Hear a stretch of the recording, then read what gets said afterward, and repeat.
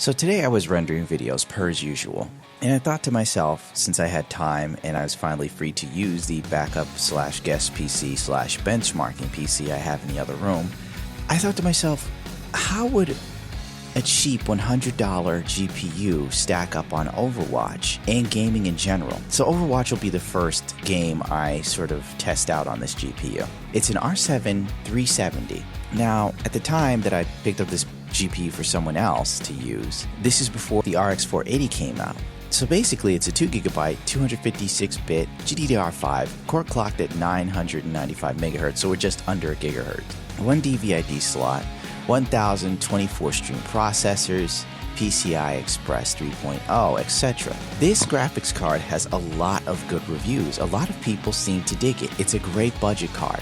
At the time I picked it up, it was $100. Newegg no longer has it in stock, so it was a good shot that if you were to get it secondhand or off eBay or for some other website, it'd probably be sub $100. So, what if you have a PC that's relatively usable in the sense of something in the past 5 or 6 years? If you have a PC in the last 5 or 6 years and you want to get into PC gaming, but you want to do it on the real cheap to just test the waters to see if you like it.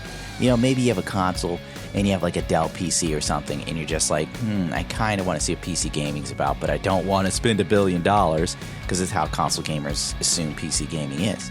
This GPU might just be for you, but honest to God, if you're going to get into it, don't even bother with this one because the RX 460 and 470 are coming out and the 480's out. $200 and you'll get something on the lines of a 970. So it's kind of like a no fucking brainer because right now you get the RX 480. That's going to be pretty much the GPU in the better PlayStation Neo and Xbox Scorpio.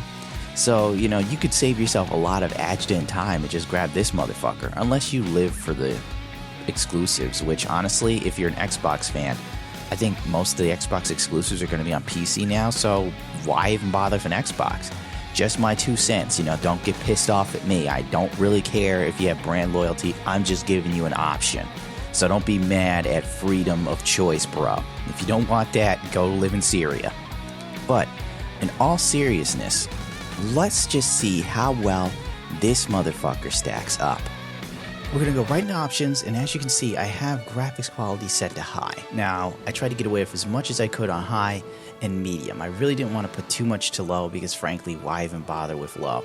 Except for anti-aliasing. Who really cares about that, right? But everything else is pretty much straightforward, 100% render scaling and everything. I did take the liberty of putting on the graph to show exactly what the game is doing into stats and everything because I don't have Rivia Tuner on the other computer.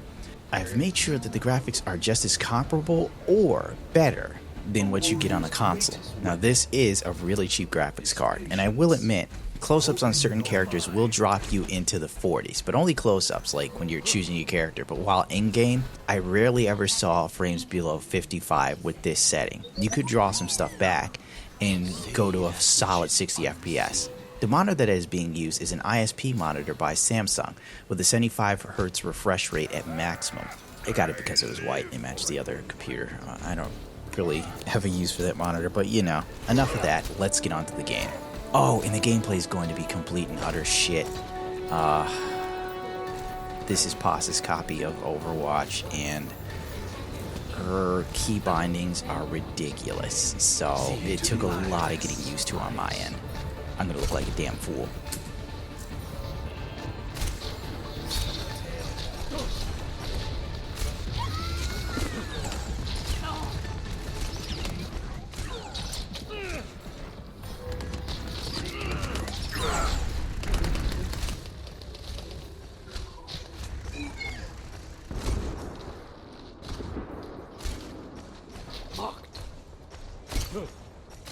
The enemy is here. Go! I feel safe.